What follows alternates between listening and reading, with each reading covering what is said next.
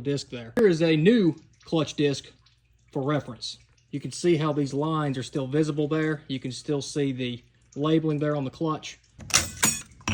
Here's our 4C clutch here. These really don't look too bad. You can see some discoloration here along the internal teeth. And I feel like that these frictions are starting to get a little bit thin. There is a small spot of delaminating right there. So they're definitely starting to go out. Yep, you can see it right here too. You can see that the clutch is starting to delaminate where the material seals together.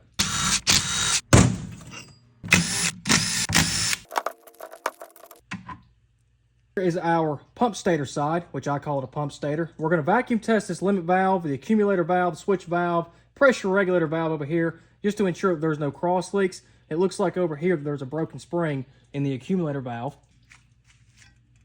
Check along this throat here of this main pump gear. I see some shadow marks, but I don't see any physical scratches there. This pump gear looks really good, and the customer is super lucky. We're going to check inside of this throat where this main pump gear rides. I don't see anything along this. This looks really good. Customer got super lucky because 9 times out of 10, I've got to replace the whole entire pump. Reverse clutch here. These don't look too bad at all. A little bit of discoloration, but overall, not too bad.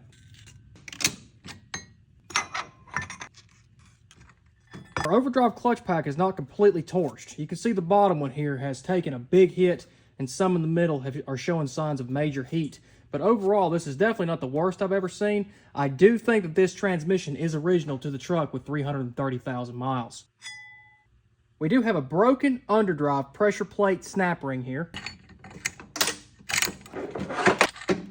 And there is our underdrive clutch pack there. The underdrive clutch pack is not known to go bad near as quick as the overdrive clutch pack. All right, so I'm going to go out on a limb here and say that the customer got this transmission serviced very frequently, and good on him. That is a really good practice to do with these 68 RFEs. I tell people every 30,000 miles, every 15,000 if you're going to be towing with it frequently. But just like I said in the beginning, just because it says torque converter out of range, it doesn't mean that's the only component that's bad. Another few thousand miles and this overdrive clutch pack would have been completely torched, and the transmission would have been throwing a gear rationality code in 5th and 6th. There's also a torque converter accumulator spring that's broken in the pump, and the underdrive pressure plate snap ring was broken in 2 places as well. I can go ahead and tell you that with 330,000 miles on the truck, the SSV valve and the torque converter limit valve are on their way out, and you're on borrowed time. I really commend the customer for bringing it to me when he did. He could have kept driving this thing, but he would have ended up on the side of the road here within the next 5,000 miles. We're going to get this guy updated and upgraded and get him back on the road. This has been another FSP Transmissions video, and we'll catch you next time.